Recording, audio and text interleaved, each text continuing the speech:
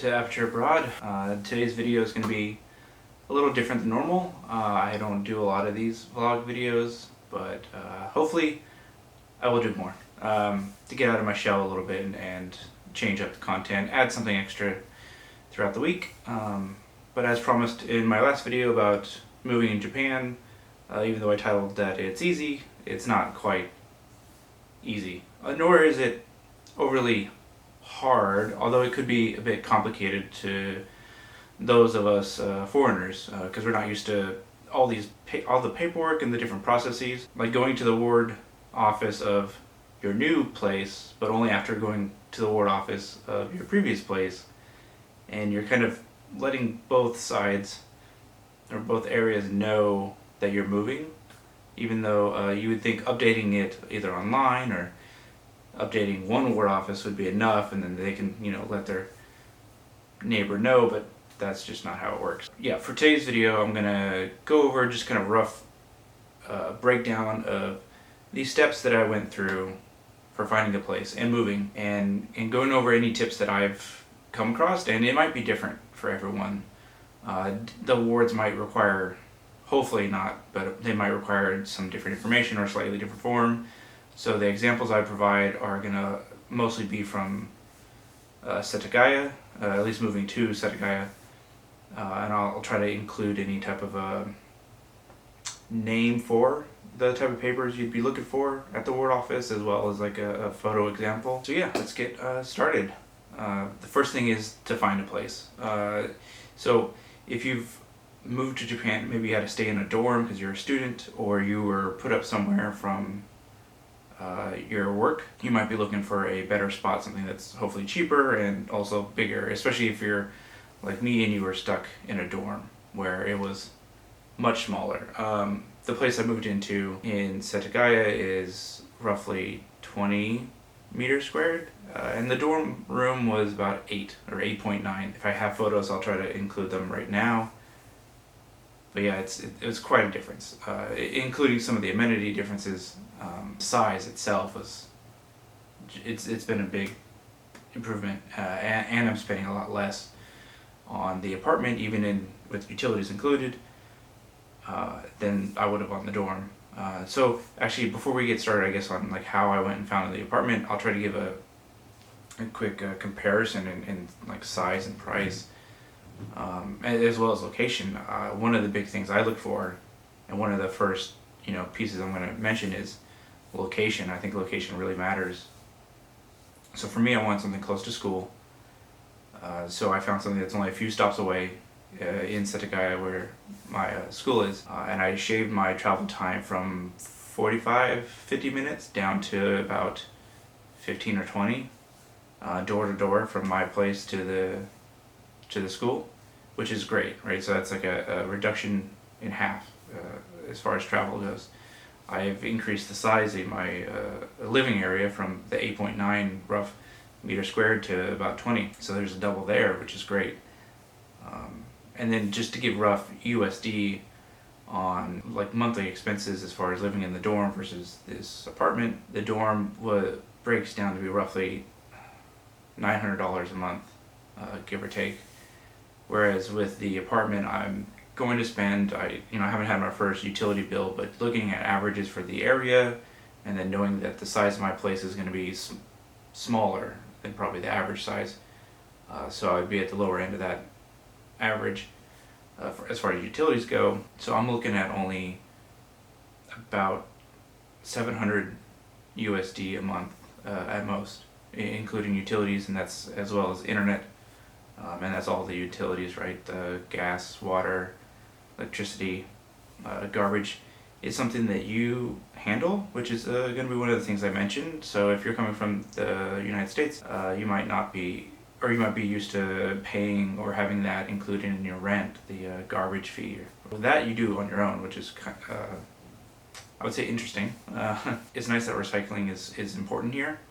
But it's a bit involved, so definitely check out the paperwork you're given from the ward office. So yeah, to recap, I reduced my travel time in half. I increased my living space double, and I reduced how much I spend per month on just living and not including transit, from about 900 USD down to about 700 USD, which for me I think is a win. And I'm in my own place. I'm not in a dorm where there could be regulations or rulings that might seem a little more strict. Also, with the reduced in travel time, that also reduces my travel cost, and I have the option now to bike, which is all things that you should think about when finding an apartment. And that's going to be the first thing that we talk about here is finding an apartment. And it may seem scary, especially as a foreigner, to find places because some of them are not going to be foreigner friendly. So if you use a site often used for finding apartments in Japan,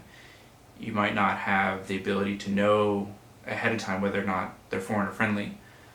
As an example, I have a classmate who, when looking for their previous place, they found a list of like 20 places that they really liked.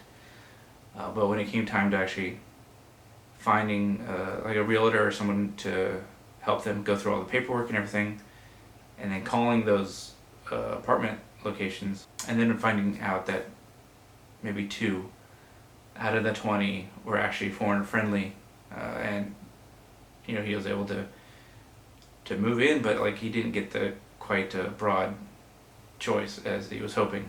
Going from 20 down to 2 in selection is quite a difference. So going to a place like I went to, where the staff at the realtor company is very foreigner friendly, and very helpful, because there's also fees and stuff that you may not be aware of. It's money that goes to the apartment that is kind of like a thank you fee. Like you're thanking them for living there, and I believe it's called key money. So going to a company like Seika and talking and working with them, you're able to reduce the unneeded fees that you may not know ahead of time that you didn't have to pay them. So, long story short, go to somewhere that is very foreigner friendly to help you find a place. And I would suggest Seika, and I'll put their information, up on the screen now. They're great to work with. I was able to know just a kind of an area that I wanted to live, and some key filters. And within, say, 2 hours, I was able to find a place that fit my budget and more than fit, some of the things I was looking for, as far as like distance to school. But for you, it might be distance to work, or distance to somewhere you're going to go often. For me, I also wanted to make sure that I had food near me and shopping ability. And unfortunately, I don't, unable to pay for something that's like in a very lively or in a very busy, city or ward. Like I think I would really enjoy living in like Shibuya. There's a lot of places that I like there, and I'm used to living, downtown and kind of as close to the heart of downtown as possible. And so I do miss that a little bit, but those places are going to cost more. And so these are all things that you're able to work with the realtor company, and it's great because they're understanding of, and they've been understanding, and they'll help you find something that kind of fits your budget and not try to oversell in any way, or add on any unneeded fees. And they've worked with a lot of foreigners, basically, so they're understanding. They've worked with a lot of my fellow students just this go around, and I think more people are going to them because of the positive experience we had.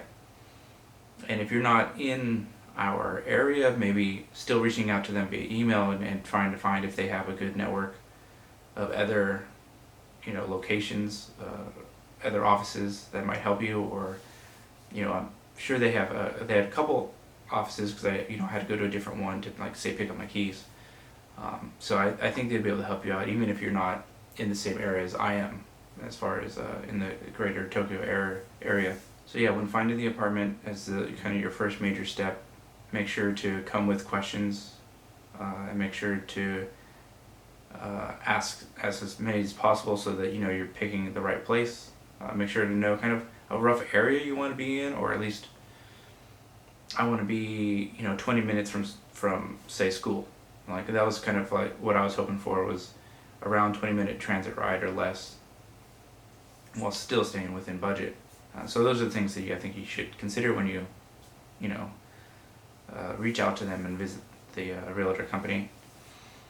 And then for the next major thing, I think for you to consider is money.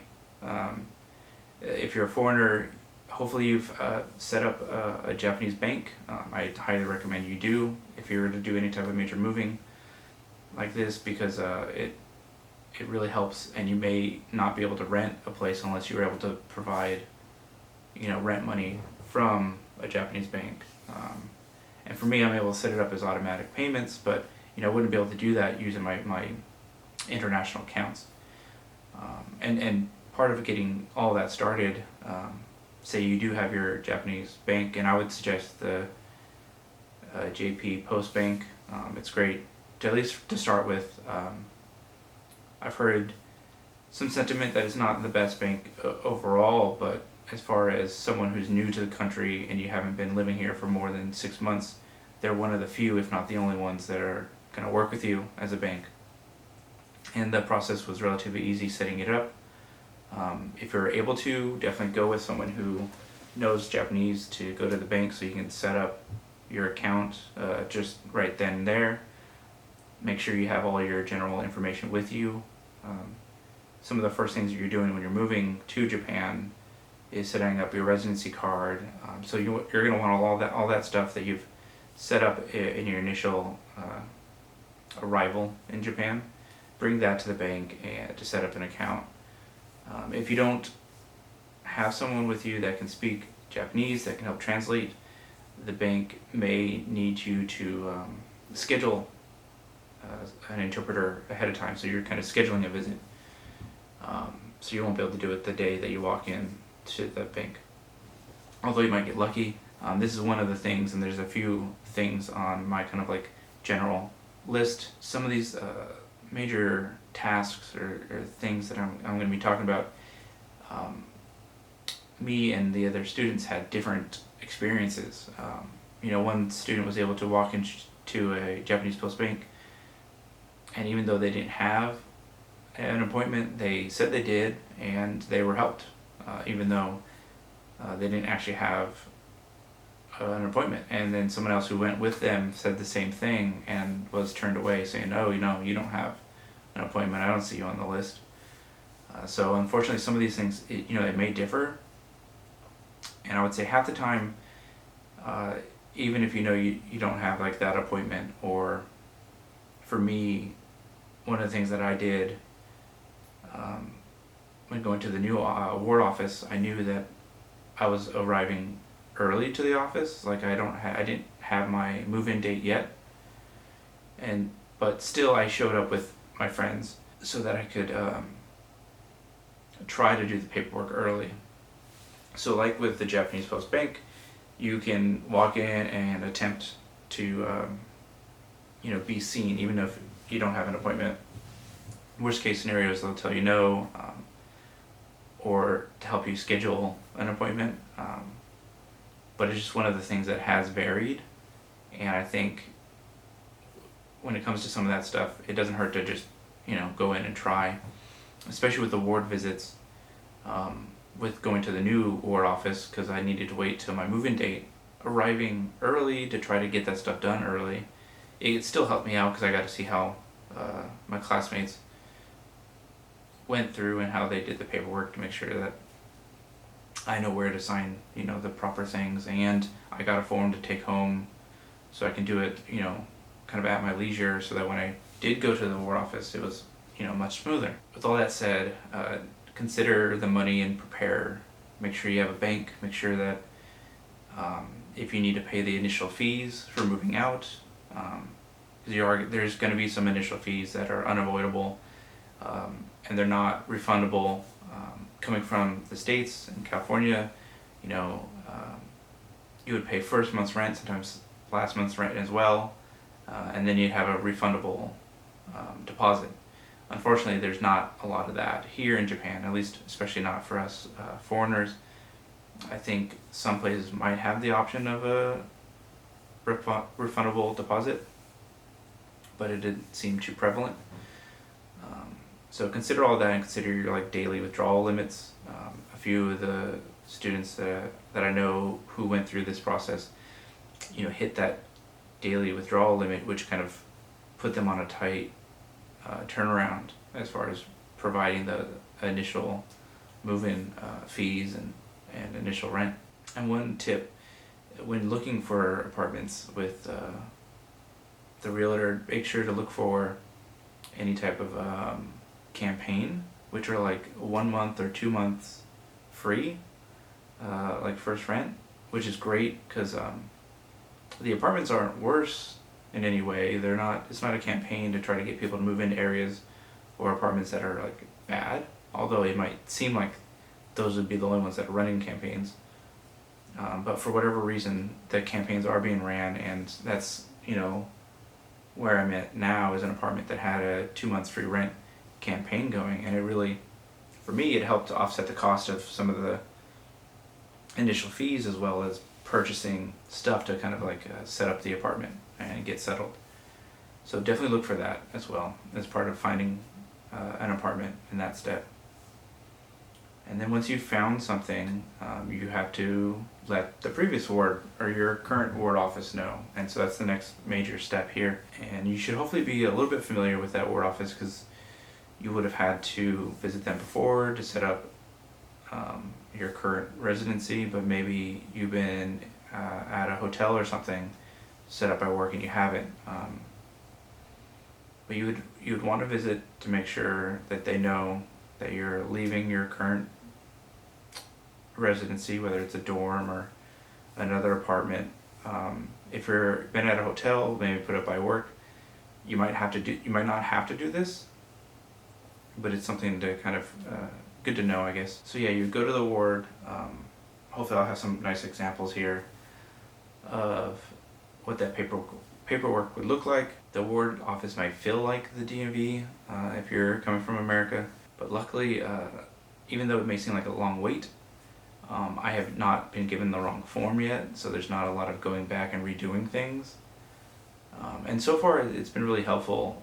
So far the wards that I've been to have been really helpful for foreigners, at least pointing you in the right direction and which form, and having an example in English so that you can fill it out, and then helping you correct anything as needed. You may have to wait a little bit longer than normal. It seemed like that, and it could be because of less staff were bilingual or able to kind of read in English and then interpret what you're filling out. But overall it's pretty smooth. Well, smooth might be subjective, but I felt a pretty smooth process, even though it took a couple hours at times. But once I went to the ward office and got everything situated, it wasn't I didn't have to go back.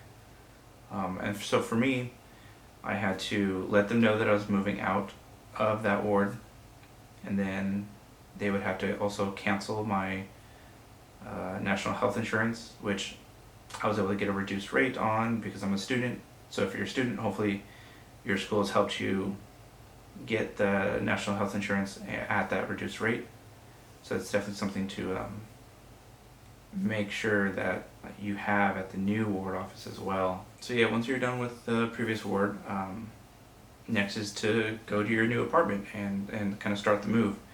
I'm going to leave a few, or at least a suggested moving company. So for me, I didn't have to use a moving company, but you might, depending on how much stuff you have with you, and depending if you need to move stuff that you maybe have found for free on, like, say, Facebook Marketplace. So being aware of what moving companies are out there and that are available to, especially even do an extra stop or two to pick up free furniture. It's good to be aware of that. For me, my luggage was able to fit into just a few travel luggage that I used on the plane, so it was pretty easy for me. I just used a taxi. You could save money on the taxi and all that and just do like 2 to 3 trips using just the transit, and you would save money that way for sure.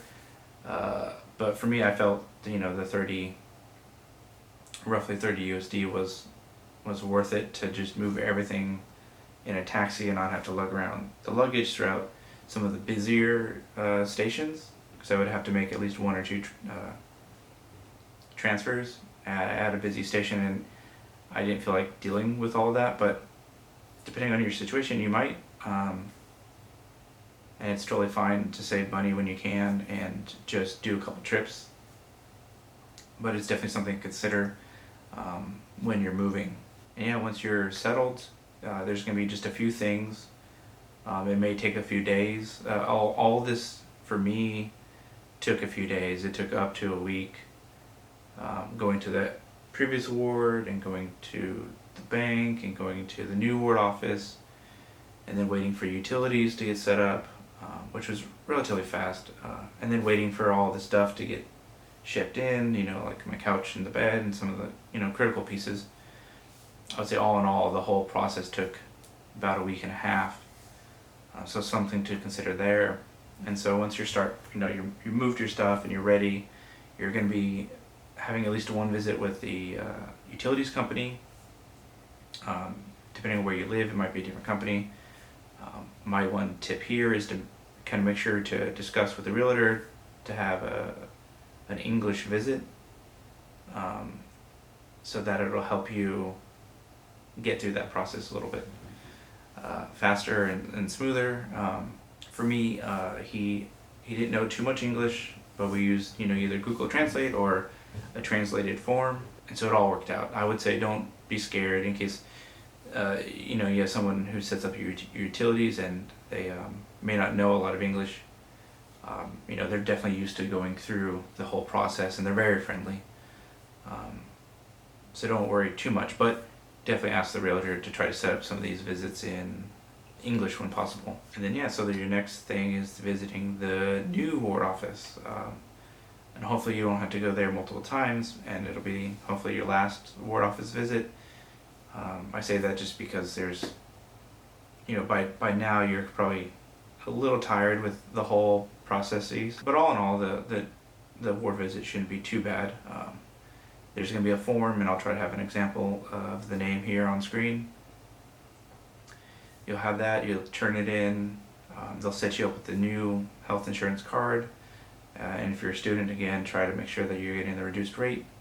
So my new ward office's packet came with information about the area, as well as a QR code for a recycle app, and this app lets me know what is recyclable, lets me look up an item, and it'll tell me what kind of recyclable it is, or if it's just burnable or non-combustible garbage. It helps me organize basically my stuff, my trash, my recycles, as well as which days are the different pickups, because the date and time might change depending on which ward or area you're in. So that was super helpful. Hopefully the new ward office will provide you with information like that, so that you're situated and ready to go, and it's not going to be too hard for you, because getting used to some of the recycling might be not a challenge, but definitely something to get used to, because it's more involved. At least for me, coming from California, we did a little bit of recycling, which is mostly just putting glass, cans, and then anything else in. Actually, it was mostly just glass and cans, and the rest was trash. But it's so much more involved. There's way more organization and steps, and hopefully it's all for the better. But each ward might differ a little bit, so look out for that information. And then once you're done with the new ward office, you might have to meet with some people as far as utilities go, and that's about it, really. You just have to get settled and purchase things like a bed and couch, and like me, probably a whole bunch of things, really. So I would highly suggest Nitori and Amazon. I use Nitori for the bigger furniture, and I saw a good deal on a rice cooker. And then Amazon, I got everything else. A tiny table, actually, even a nice chair for editing, as well as other kitchen appliances, or just kitchen utensils, stuff for the bathroom, different organizational tools or things, which is something I didn't have to buy too much, I think, at the States, where I came from, because of just like the cabinet space was abundant, where it's a lot less here.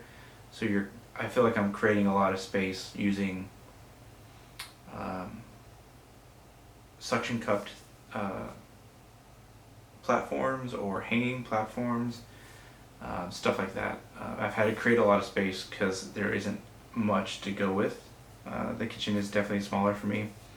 Although maybe hopefully you're in a bigger spot than I am. I'm just in a little 1K. But yeah, as far as shopping goes, Amazon and Nitori have been my favorite. You can also go to IKEA. And I think when shopping for anything like this, it's best to go to a few in-person places, check out your local supermarket, or even like a Don Quixote or a 100-yen store, and create a baseline so that you know how much the price is for something that you can walk and get, and then start comparing that to your online prices and whether or not it's just easier to have it shipped. I mean, some of the bigger pieces of furniture like the mattress and the couch, probably definitely easier to have it shipped. I couldn't really imagine, even if the mattresses are rolled up like they are here, taking those onto the transit. That just sounds kind of like a nightmare, lugging it around. Yeah, hopefully it doesn't take you too long to get everything you need to get situated. For me, it took a little over like a week and a half, just waiting for things to deliver. Also, every day I feel like I realize that, oh, I need something else. Oh, I need something else.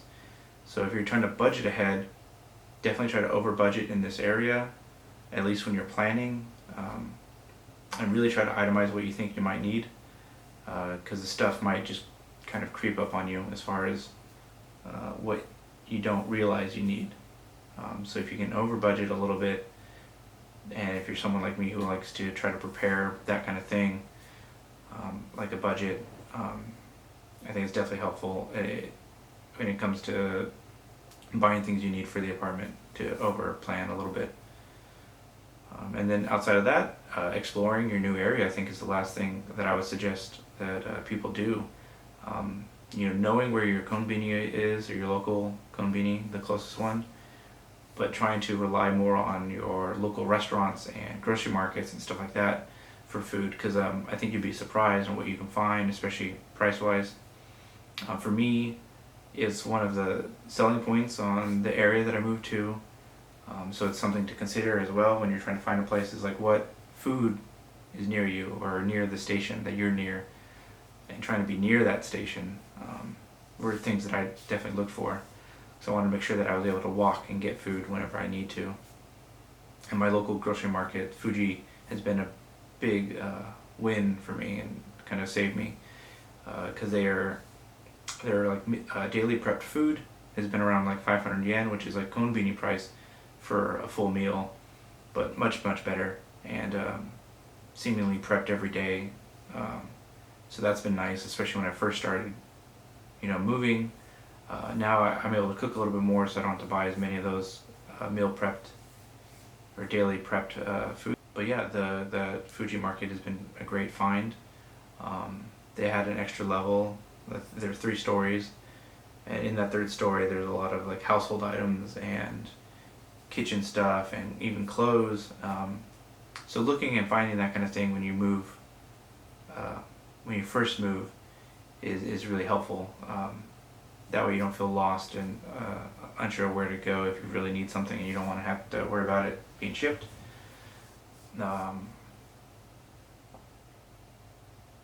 yeah, just explore the area and find the food, I think, is the last thing I would suggest, and I think should hopefully be a lot of fun for you. And yeah, that's the end of this video. The part 2 of moving in Japan is easy. Not really, but hopefully it's not as bad as you may have heard. Hopefully this video helps a little bit, or at least helps you know the major bullet points for you to consider. And then if you need to go do extra research or watch other YouTube videos on those major bullet points, like ward office visits or preparing or looking for an apartment in which like realtor to go for.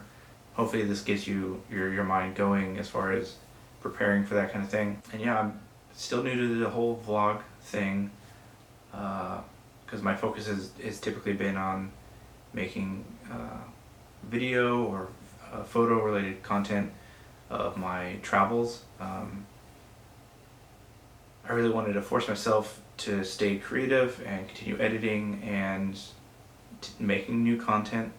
I love traveling, and I want to show the world what I experience through my lens. And so that's why I have the vignettes that are photo focused and the 4K walk videos to kind of help set kind of the ambiance and tone of places I've been to and plan to go to. So yeah, for these vlog videos, I want to try to get out of my shell a bit more. As I mentioned in one of my previous videos, that I have a bit of social anxieties, and so like this is gonna hopefully help me overcome some of that and get out and do more. So hopefully, especially as I get more comfortable with my Japanese speaking skills, that I plan to be totemo nihongo jouzu desu, but hopefully if I get there and I can make more interesting content out and about. But for now, hopefully I can make more interesting vlog style content. I do have one idea that might be coming up soon, which is it's going to be very simple, but it'll help me kind of just get out and doing more and talking in front of the camera, because I'm sure I sounded hopefully it'll help me get out more and get more comfortable talking in front of the camera, because I'm sure I've sounded a bit like scatterbrained or just kind of talking off the top of my head. I'm not 100% used to everything, so hopefully I get better at that. So bear with me, and hopefully, I guess my biggest hope from this video is hopefully it helped, and hopefully it got out to people who need to be helped, or especially now with a lot of students coming in to Japan. A lot of people are going to be in between semesters, going from zero to trying to find a place, and it could be a bit scary. So hopefully this video has found you, and if it did and it helped you at least a little bit, leave me a comment. I like engaging in the comments and talking to people. I get the notification on my app, and at least now, as being a smaller channel, I'm able to reply to pretty much everything. And then if you have any ideas, I'm definitely open to ideas as far as these vlog style videos go, and maybe there's something I didn't consider that I can help show you as someone who's not here, or even if you're here and you're trying to find new ideas, new things to do in Japan, hopefully I can help with that. That's going to be the end of this video.